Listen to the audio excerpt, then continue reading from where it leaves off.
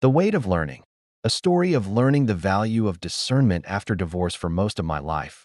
I didn't know the dating world. I went from youth to college to responsibility to marriage without ever learning how modern dating really works. I married young, stayed married for 29 years, and lived inside commitment, sacrifice, and routine. There was safety in that. Structure. Predictability. I wasn't perfect, but I was faithful. I was building something real. And when that marriage ended, I entered a world I was completely untrained for. People think divorce makes you cautious. Sometimes it does the opposite. After decades of responsibility, pressure, and restraint, what you want most isn't excitement. It's relief. You want to breathe again. You want softness. You want connection without conflict. You want to feel chosen without having to earn it every day. That desire for peace is where my discernment failed. In dating, I learned too late that there are two kinds of pretenders, and neither arrives wearing a mask you can easily recognize. The first is the intentional pretender. She knows exactly what she's doing. She studies you with the focus of someone conducting research, learning your wounds, your fatigue, your unmet needs. She mirrors your interests, laughs at your jokes, listens just enough to memorize the details that matter to you. She performs affection, admiration, and alignment, but only long enough to extract what she wants: time, resources, validation, access to the life you've built. She doesn't rush commitment. That would be crude. Instead, she rushes attachment. And she knows she's succeeded when your emotions start making decisions for you. When endorphins silence warning signs. The second is the unintentional pretender. She isn't trying to deceive you deliberately. Life trained her this way. Her patterns once worked, so she repeats them.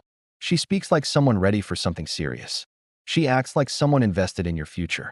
But internally, she's unhealed, unstable, or unsure of who she really is beneath the performance.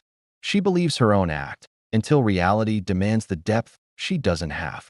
These are the ones who later say, "I didn't know what I wanted back then," or "I wasn't ready for something real," as if that absolves them of the damage they caused while you were choosing them. I didn't know how to spot either kind. I had never needed to. I had been protected by marriage, by routine, by purpose. I had not been hardened by dating culture. I had not learned suspicion, the kind that allows you to hold affection in one hand and scrutiny in the other. I believed words. I trusted affection. I assumed that if someone said they wanted something, they meant it. I assumed that if they acted loving, they felt it. I assumed that good intentions were in abundance. And that blindness cost me dearly. It cost me peace. Real, settled peace.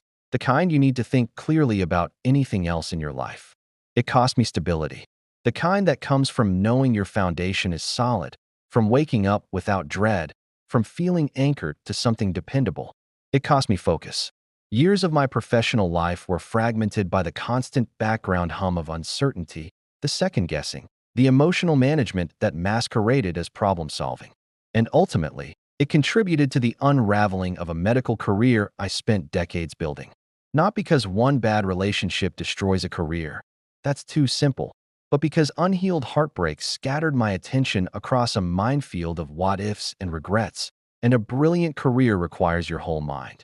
I tell you this not for pity, but for precision. Because I want you to understand that pretenders don't arrive as chaos. They arrive as comfort. They feel like rest. They feel like the reward after endurance. They feel like healing. They feel like the softness you've been starving for. That's why they are dangerous. Not because they are obvious, but because they feel like relief. And when you're exhausted, when you're lonely, when you've been strong for so long, relief feels indistinguishable from love. So what protects you? What would I tell my younger self, the man who had just stepped out of a marriage and into a world he didn't understand? First, honesty with yourself.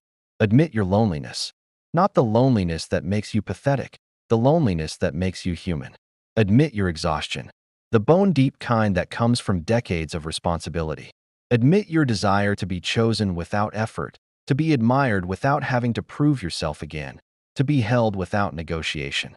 Admit your hunger for affection, for attention, for someone to finally say, "I see how hard you've worked. You can rest now." Until you face these needs directly, you are vulnerable. It doesn't matter how intelligent you are. It doesn't matter how accomplished. It doesn't matter how many degrees you have, or how many people depend on your judgment in your professional life. Unexamined needs are like open wounds in a dark room. Pretenders can smell them. Second, counsel from people who love you. The people who love you see what emotions hide. They see the patterns you explain away because you want so badly for something to work. They notice the way you stop calling them, the way you become defensive about someone new, the way you slowly rearrange your life around a person who hasn't committed to being rearranged for. Parents don't want to manage the aftermath of your heartbreak. Siblings notice when you're repeating mistakes. True friends are not threatened by your happiness. They are invested in your safety, which is a different and more precious thing. And I want to be clear, when the people who love you express concern, your first instinct will be to dismiss them. You will think they're jealous or controlling or simply don't understand this person the way you do. That instinct is the voice of attachment, not wisdom. Listen anyway.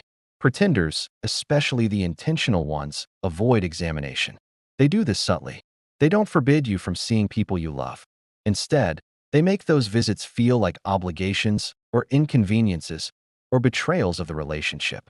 They suggest that your family doesn't understand you, or that your friends are jealous, or that time together somehow threatens what you're building. Isolation is not romance. It is a warning sign so clear that it should be treated like a siren.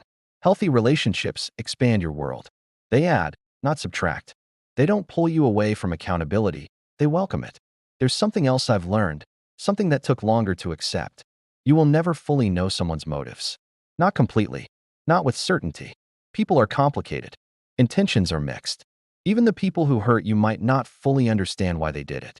But wisdom, patience, community, and brutal self-awareness can keep you from stepping into destruction blindly. They can't guarantee you'll never be hurt. They can't promise you'll never choose wrong. But they can keep you from choosing blindly. There are pretenders in the world. People who have learned that manipulation works, so they keep doing it. There are good people with bad patterns. People who were shaped by their own pain, who repeat cycles they haven't examined. There are people who genuinely want to change but don't have the tools or the self-knowledge to do it. And yes, there are people who will derail your life if you let them into it. Your job is not to fear them. Fear is the wrong response, and it will make you unable to love anything, which is a kind of death. Your job is to be prepared, especially if you are entering this world later in life, carrying success that others covet, carrying fatigue that others can exploit, carrying a longing for peace that others can weaponize. Discernment doesn't remove danger. It simply keeps you from calling danger relief. It keeps you from mistaking a skilled performance for genuine presence. It keeps you from accepting someone's words as evidence of their character when their actions tell a different story. In my 29 years of marriage, I learned commitment. I learned sacrifice. I learned that love is sometimes work, sometimes boring, sometimes the choice to stay even when you don't feel like it. In the years that followed, I learned something harder. That connection without wisdom is not healing. That comfort without discernment is not rest. That being chosen is not the same as being safe.